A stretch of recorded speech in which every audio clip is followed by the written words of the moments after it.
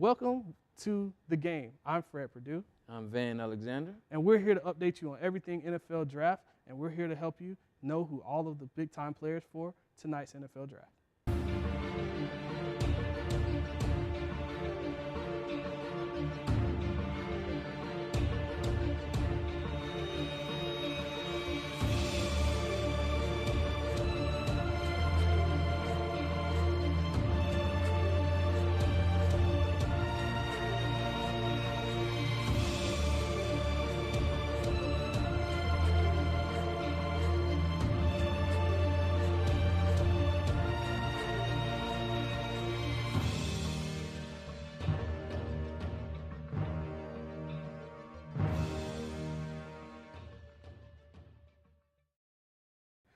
The NFL draft is today, and then one of the greatest things about the draft is to give a team the opportunity to bolster its roster as well as get an idea of what the rest of the NFL, as far as the future is concerned, will look like. We'll start off with our NFL rankings, ranking every top 5 player at every position, and we'll start off with the quarterbacks. Geno Smith. Geno Smith, I really like, a quarterback out of West Virginia who really came on at the end of the 2011 season with a big win over Clemson in the bowl game, the Orange Bowl game. Had a monster game, monster season this year. Didn't really pan out as much as fans and analysts thought they would. 7-6 type of season, but has a very good arm, very good athleticism, ran a 4.5 at the combine, and just is a good all-around player. I really think he has a chance to not be a stud quarterback, but has a chance to be a good franchise quarterback. What you think about Matt Barkley? Matt Barkley, a 4-year starter out of high school, 4-year starter at USC, the Golden Boy. He really is not a big arm quarterback, but a very good, accurate quarterback. Has great anticipation. Shoulder injury at the end of the year. Season didn't turn out the way they thought it would after being the #1 team in the country preseason. But when you're throwing to wide receivers like Robert Woods and Marquise Lee, having guys like Curtis McNeil, as well as a Silas Redd in your backfield, you have a lot of weapons. But the shoulder injury really set him back, but he's back to full health, and I really believe he has a chance to be a solid starter in the NFL.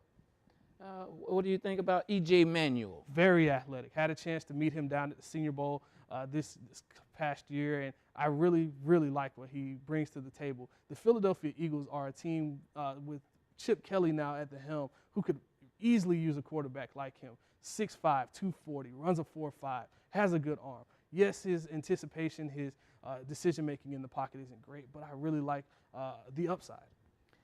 Okay, Mike Glennon. Mike Glennon, 6'7". Yes, 6'7" quarterback. He's a bit of a statue in the pocket, a traditional pocket passer. Where is he from? NC State. And NC State had a very rough year, another quarterback with a rough year.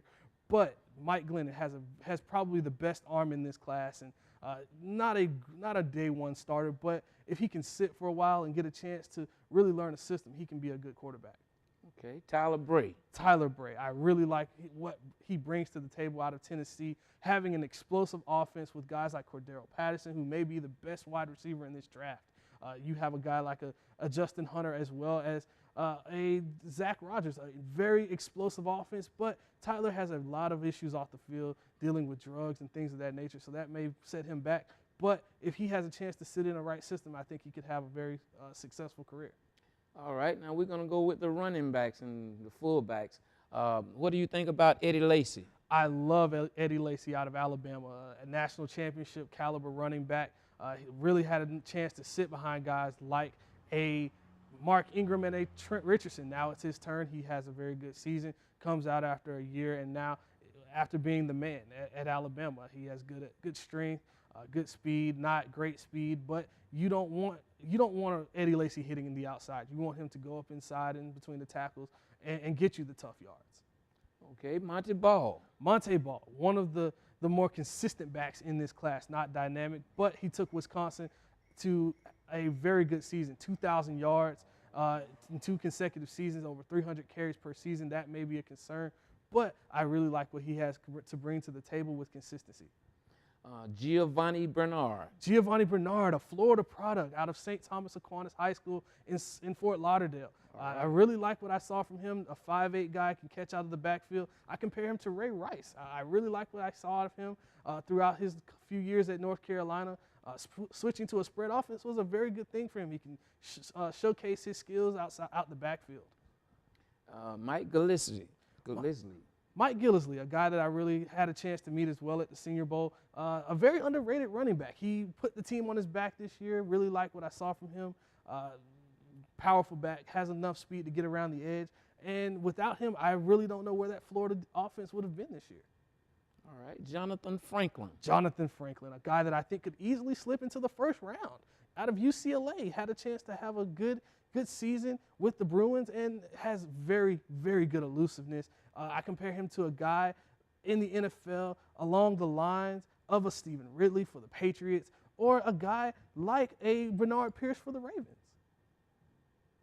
The wide receivers, DeAndre Hopkins. I love DeAndre Hopkins. Came into Clemson as a quarterback and had a switch of position, but I think he's the most NFL-ready receiver at this class, and I really like what I saw from him. Really gave good hands to this team. On the other side of Sammy Watkins, after a bad year for Sammy Watkins, but took over with Taj Boyd and really did some great things at Clemson. What do you think about Cordero Patterson? Cordero Patterson, a guy who's very athletic, had catching passes from Tyler Bray, a guy that really has a very strong arm, can get down the field, very raw, only 1 year of college football experience, but really has a chance to, if given the right coaching, can really make some plays. And what do you think about Justin Hunter? Justin Hunter, his teammate at Tennessee.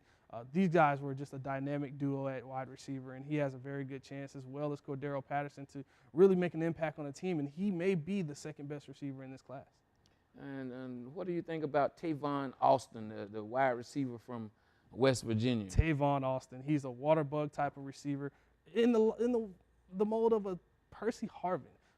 Really dynamic on the edge, can play a little running back, a little slot receiver. Concerned about his health, though.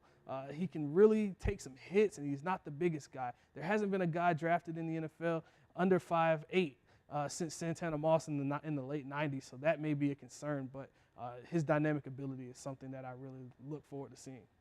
And bringing up the rear, we got Robert Woods. Robert Woods, probably the most consistent receiver at USC since a guy like a Keyshawn Johnson. Unfortunately, he may not be the best receiver on his own team. You have a guy in Robert Woods who can get down the field, runs a 4.4, but durability concerns, especially with the feet. Now we're moving into the tight ends. What do you think about Tyler Eifert?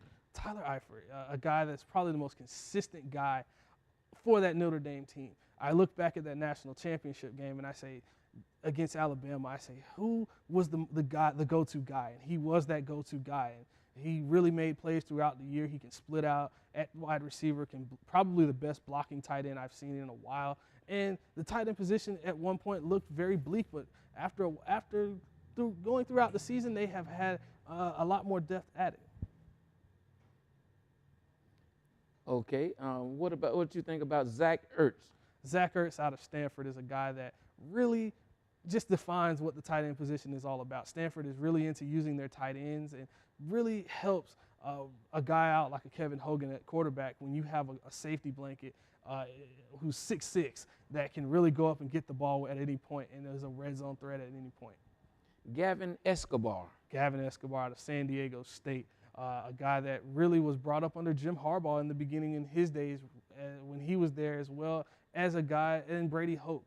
I really look at a guy like a Gavin Escobar to go on and take that pedigree at tight end to a big guy, not the fastest, not the strongest, but he's a guy who's just a great athlete, and I like what I saw from him. Vance McDonald.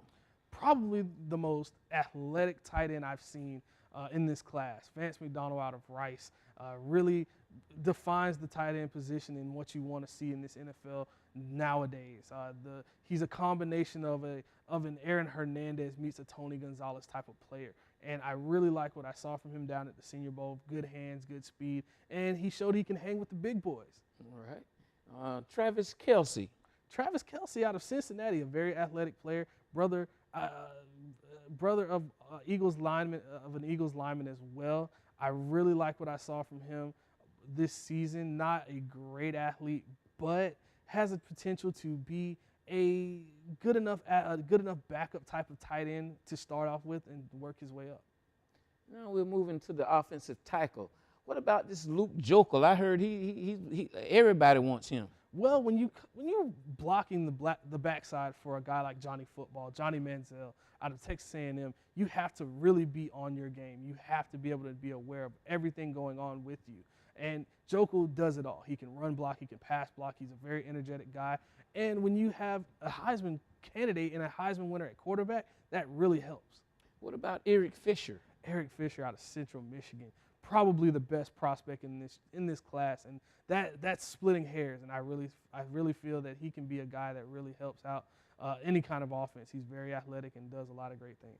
Lane Johnson, a former quarterback, a former tight end, and a former defensive lineman. At offensive tackle, it just doesn't sound right, but this guy's an athlete, and he helped Landry Jones out at Oklahoma do a lot of great things. And I really believe his athleticism will help a team out like the Eagles if they decide to draft him.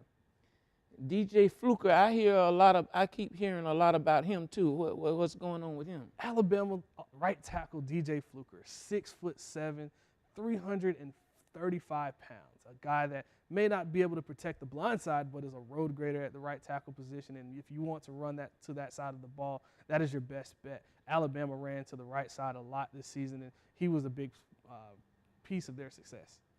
Justin Pugh, a third-year senior, and I really like what I saw from him. He had a chance to really do a lot of things, and I really believe out of Syracuse, protecting a guy like a Ryan Nassib, who could be a top 10 pick at some point, really does a lot of great things, run blocking as well as pass blocking, and he's a smart guy too. Moving along to the offensive guards, we got Chance Warmack. His nickname is the War Daddy, and he has really done a lot of great things for Alabama. That offensive line, the best offensive line in football, and he's just a road grader. He's the best offensive lineman prospect in this draft, regardless of position. And I really believe that a team like the St. Louis Rams or a team like the Tennessee Titans could really use a player like him, especially in that running game, using a guy like a Isaiah Pete or Chris Johnson running behind him. Jonathan Cooper, a lesser-known guy out of North Carolina, but really good at run blocking. A team like the Cowboys could really use a player like him. Run blocking is one of the biggest things he can do. Kyle Long, son of Howie Long, brother of Chris Long. And I really look at him as a guy in that Oregon offense who can move a lot, had a lot of problems at Florida State, which was his previous school, but he does a lot of great things as well. Larry Warford, very athletic out of Kentucky, big guy for his size, and I really like what he did at Kentucky. Did a lot of great things in the run game as well as the passing game. Brian Winters, UConn. I really was surprised to see a guy out of UConn being a top lineman, but when you see the film on him, he really is a good run blocker. Not great in pass pro, but I really like what I saw from him as a run blocker, helping out his teammates, opening up holes, and helping Connecticut onto a pretty okay record. Now we're moving on to the centers. Barrett Jones, former left tackle for the Alabama Crimson Tide, now is at center, played all across that line. The emotional leader for that team, can really do a lot of great things. Travis Frederick, Wisconsin, their linemen are huge.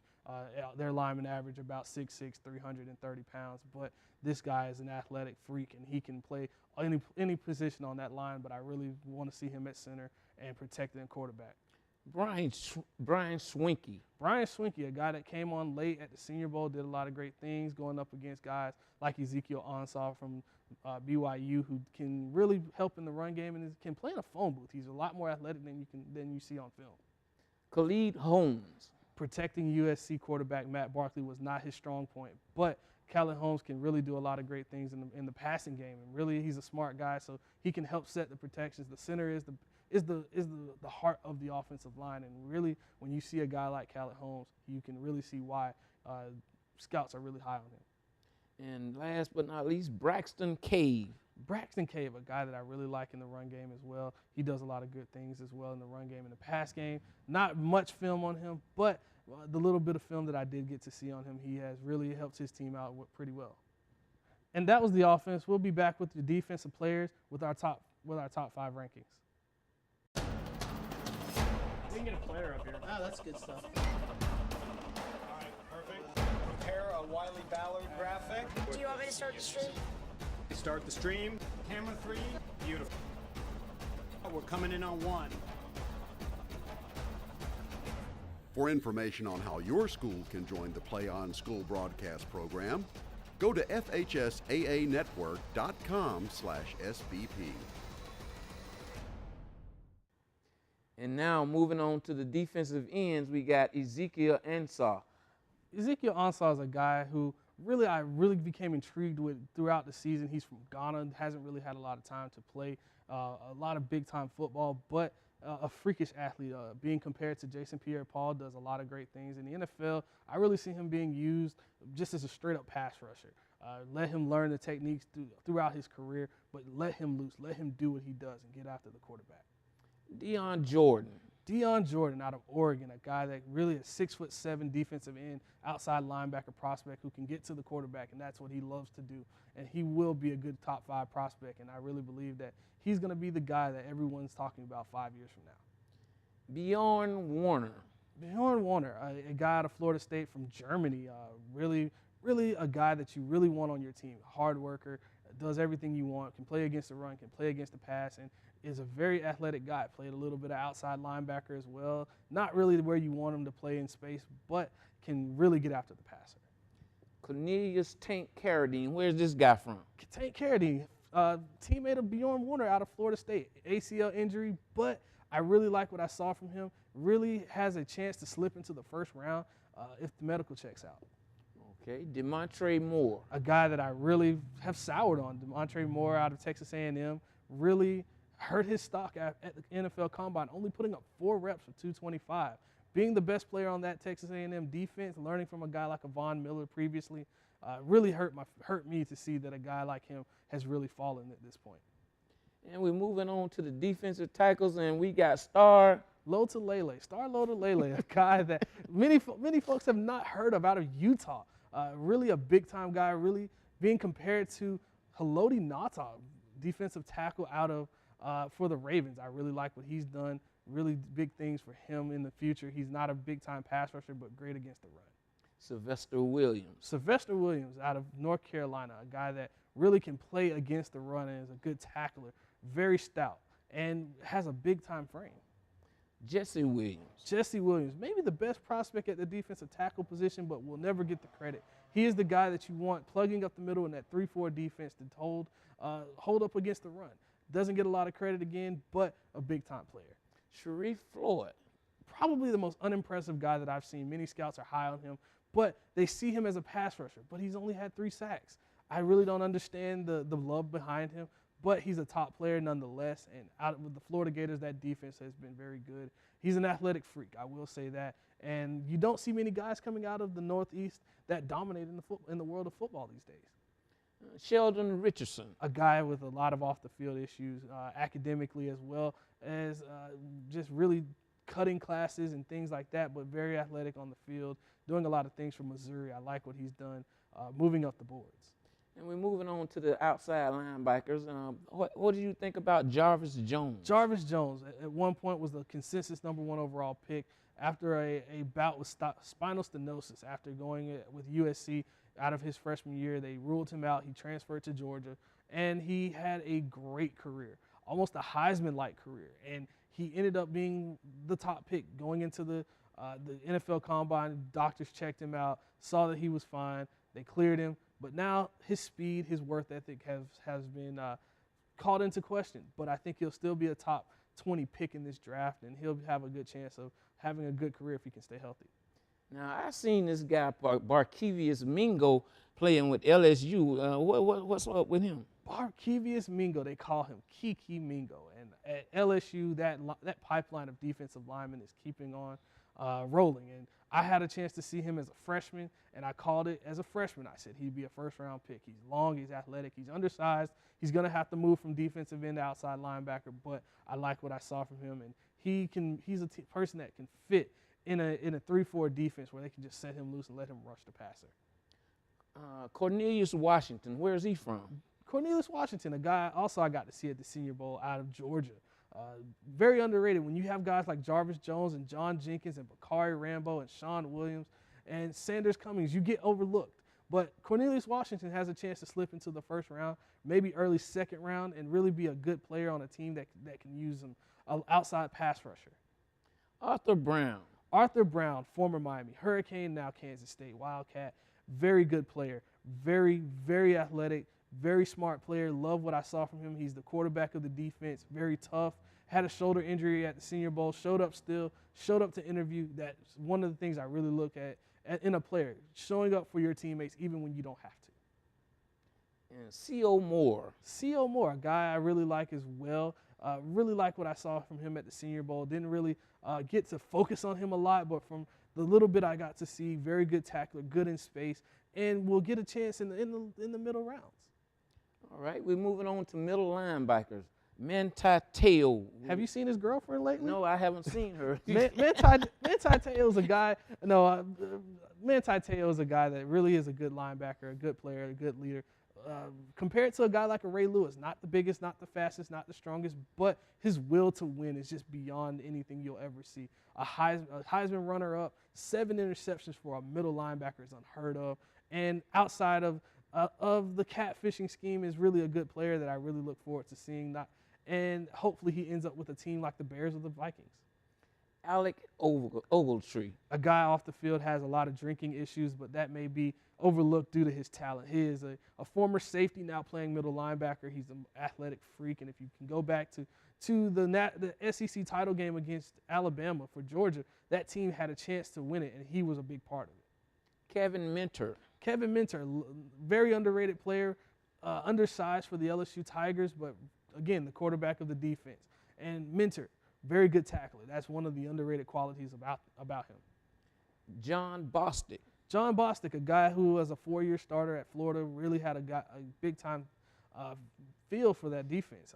Again, one of the big things in this ranking is all of these guys are big-time leaders and quarterbacks of their defense. I really like what I saw from Bostic. Good size, good speed, and the ability to play in coverage. He's not just a 2-down linebacker. Why haven't I ever heard of Kiko Alonso? Kiko Alonso was buried on that Oregon defense. You have guys like John Bouye, you have guys like Deion Jordan, Michael Clay. And the offense is the focus of the team.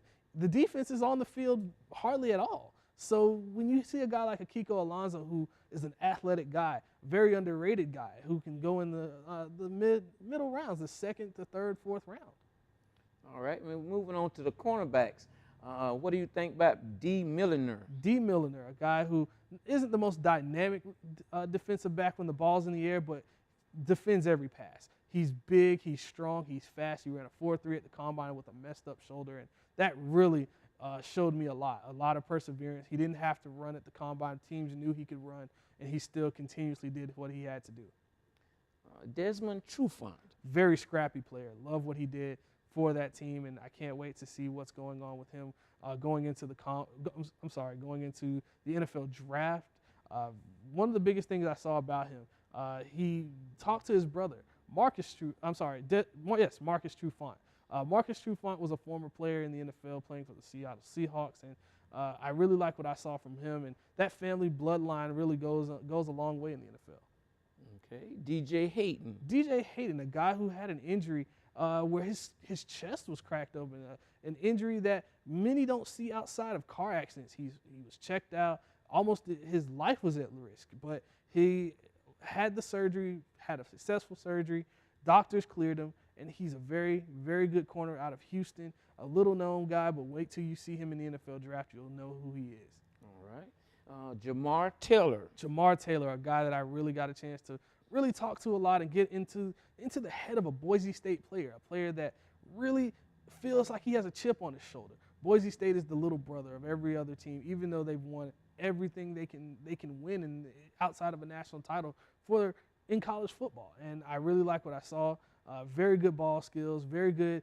Doesn't really need a lot of coaching, but he's one of those players that comes with a lunch pail and ready to work. All right, Darius Slade.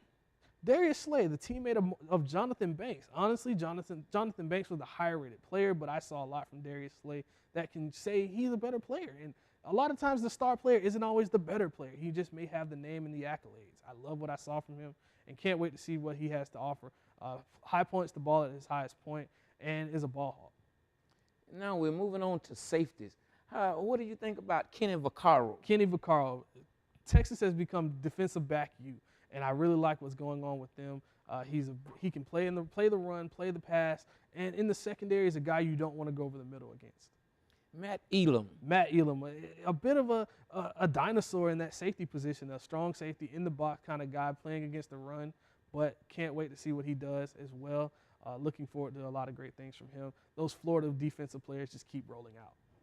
Eric Reed. Eric Reed out of LSU. He's the guy that, if you remember back a couple years ago, had a big interception against Alabama in their big rivalry game against Michael Williams, the tight end. Very athletic player, rangy safety. A guy that I can see coming into the last few picks of the first round or early in the second. Jonathan Cyprian. Jonathan Cyprian, a guy at FIU, a Florida prospect again. Those Florida guys can just really keep rolling out, and he's a good player, very big ball hawk, a guy that I think could end up with a team like the Cincinnati Bengals or a team like the Chicago Bears. I like what he brings to the table as a big hitter as well. David Emerson. David Emerson, a great 2011 season, 13 interceptions, a couple sent back for touchdowns. 2012 was not a good year from him. Got roasted against a guy like a Cordero Patterson, got abused by a guy like a Justin Hunter, but he's not really a corner. He's more of a safety, and he played corner. But he translates to a guy more like a Michael Jenkins, a Malcolm Jenkins out of Ohio State, who now is a New Orleans Saint. I like what I see from him, good speed, and he's a ball hawk. And that's what you want when the ball's in the air, a guy who can turn the ball over. What do you think of Dustin Hopkins as a kicker? Dustin Hopkins. Florida State has a very bad reputation for kickers going wide left, wide right, multiple times. But these kickers, you have a guy like a Sebastian Janikowski in the NFL who he's really compares well to. Very strong leg, has about a 60-yard range and can kick it from all over the field. Zach Brown. Zach Brown is a guy that I really like as well. He has a very good leg, very accurate, more of a guy that you want on kickoffs. Caleb Sturgis. Caleb Sturgis, accurate. That is the one big thing. Accurate and consistent. Not the biggest leg, but with Florida, he's a very good player. Punter Jeff Locke from UCLA. Very accurate punter. One of those guys that he can flip the field, and that's what you want out of a punter, to flip the field. Ryan Allen. Ryan Allen is a guy at Louisiana Tech that I really liked, and I had a chance to meet as well down at the Senior Bowl. A guy that's going to be a good teammate, a guy that wants to work every day and comes to work every time. He wants to flip the field. He wants to throw the ball a little bit out of those punting formations. Brad Wing. Brad Wing, one of the guys that for that LSU team, a former Aussie football player where their rules are a little different, but has a very strong leg, but has a lot of off-the-field issues, and that may be a concern. And for the long snapper, we got Carson Tinker. Carson Tinker has a very different story. He was a part of the tornado when the tornadoes ripped through Tuscaloosa a few years ago. I really had my heart went out to him. He lost his girlfriend, and he really had a problem with that team, but he overcame all the adversity and he helped win a national title.